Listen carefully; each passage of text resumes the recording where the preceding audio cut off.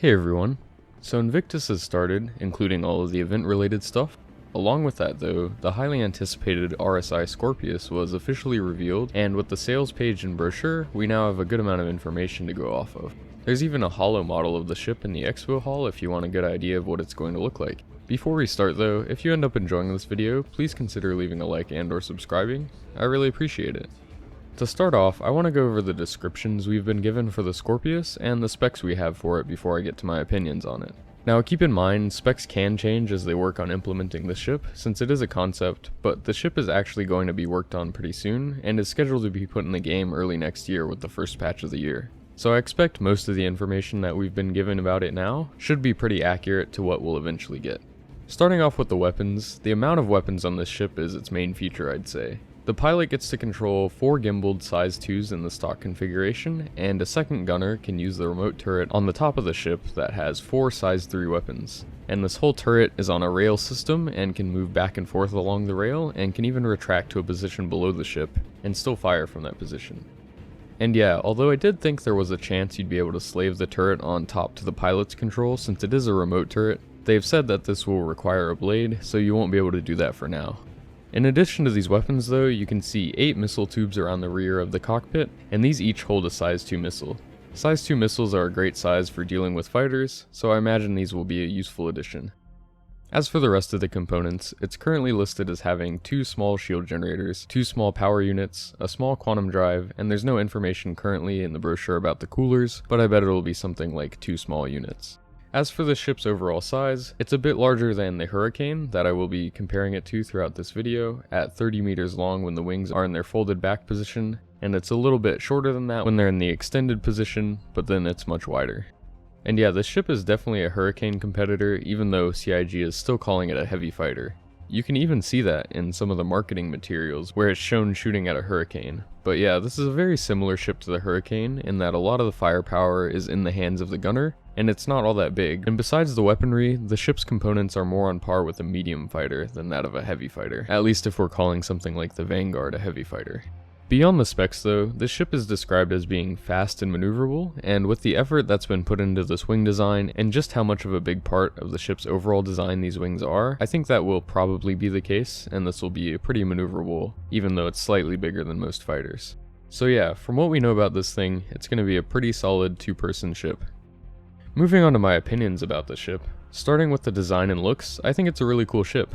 Of course you have the comparisons to the iconic X-Wing from Star Wars, but beyond that it's just a really interesting design, and I think it nicely expands RSI's lineup.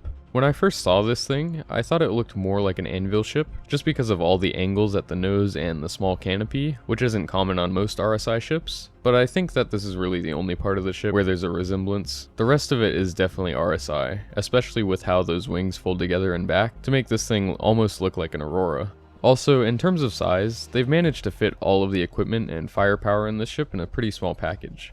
Again, it is a little bit bigger than a Hurricane, but it's still not all that much bigger than a normal fighter, and has about double the weapons. And then there's the unique functionality of that turret that can still spin around 360 degrees like a normal turret would, but it can also move back and forth along these rails along the rear of the ship, and they even wrap down below the ship to allow their turret to retract into a position underneath the ship. Now this looks like it's going to be useful in allowing the ship to have better firing angles than a ship with a fixed and placed turret would, but I think another thing that the retractable turret might help with is making this thing super compact when it's folded down. Its wings can already fold up to reduce the overall footprint of the ship, and then this turret that can retract to a spot below the ship will reduce its height even further. That could be very useful in some situations, especially if you're working on this thing inside of a hangar, where that extra clearance could be useful in making repairs or just fitting the thing in there in the first place. Now I do think it's a little weird that RSI is using this rail system for the turret, which functions very similarly to how the Javelin's main turrets do. They also sort of retract down into the ship and then extend to fire, and this is a ship from Aegis, which is a different manufacturer. But the Javelin is pretty old in the verse, so I guess RSI's designers could have used that as inspiration. Whatever the case is though, this is a pretty good looking ship. So for this last part of the video, I want to talk about how viable of a ship I think this is going to be, and what sorts of roles this ship will be able to do well in. To do this, I wanted something to use as reference, and since the Hurricane is a pretty similar ship, I took some time to try that out in the verse to see how it does right now. The Scorpius and the Hurricane are pretty even in terms of firepower, with the Scorpius having slightly more, and even if these ships are different in some other areas like flight performance, I think they're generally similar enough to be a good comparison. But yeah, my experience with the Hurricane was actually quite positive, which I wasn't really expecting since you hardly ever see them in the verse. Even flying the Hurricane solo was okay, since it has the same amount of firepower as the popular Asperia Talon, and even though it's nowhere near as maneuverable as that ship, it's not super sluggish either, and it's definitely faster than a Vanguard. So I imagine this will be a similar experience in the Scorpius, which gives the pilots a saber's worth of firepower, and with those wings, I hope it ends up being a fast and maneuverable ship. And then when you get someone in the turret, that's a lot of additional firepower that you're bringing to the fight, especially in such a small package. Overall, it was a pretty good experience, both being the pilot and the gunner.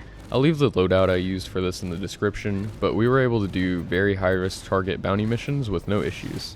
The one thing I might change is going with gimbaled weapons for the pilot, just so that you can fly more smoothly to give your gunner a better turret platform, but those C788s are just awesome, and even in this man turret, the firing arcs and responsiveness of the turret are pretty good, so it's not too hard to stay on target, even in a moving ship. And with the Scorpius's turret being remote and having that additional feature of the rail system, I bet it'll be an even better experience. Now getting back to how these are pretty rare sights in the verse right now, I don't think that actually is the ship's fault. Even though the Hurricane and eventually the Scorpius do each have the firepower of 2 fighters and each crew member gets to control half, most people are still going to prefer just flying their own ship if that's an option. And with the verse right now being limited to just the relatively small Stanton system, you pretty much always can bring your own fighter. However, once things open up, fighters are going to be pretty limited in their range and are generally going to need some sort of carrier ship to make long distance trips. And that's where I think both of these ships, the Hurricane and the Scorpius, will shine. If you have the choice between taking a Saber or a Hurricane as your one additional ship in your Polaris, as long as you have space for the crew, I think you're pretty much always going to choose the Hurricane, just for that extra level of firepower that it brings. These ships pack a ton of weapons for their size, so in a situation where that's important, they're going to be a great choice. And the flexibility of that turret means that this thing could potentially do an even better job than a normal fighter at important things that you'd need in a carrier, like screening for other fighters and torpedoes. So while these ships don't really have a place in the verse at the moment, they're still both very capable and will be useful in a lot of situations moving forward, and at least the Hurricane is a whole lot of fun to fly around in, and I imagine the Scorpius will be too. That being said, unless you really love the looks of the Scorpius and know you have to have Star Citizen's X-Wing, I don't think I'd recommend picking one up for real money.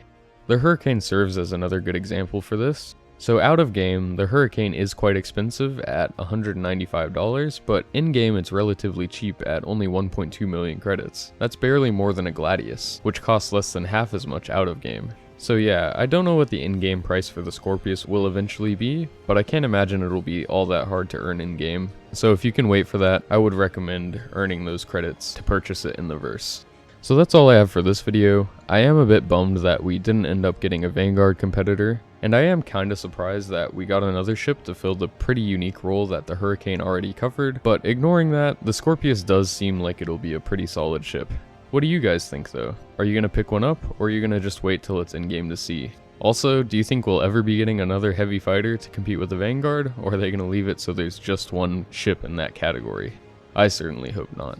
Okay, so I want to give a special thanks to my members, The Pear Effect and Starlit Domina. Thank you very much for supporting the channel. And if you guys want to support the channel, you can hit that like or subscribe button, which I really appreciate. Or if you really want to help me out, you can hit the join button to become a member as well.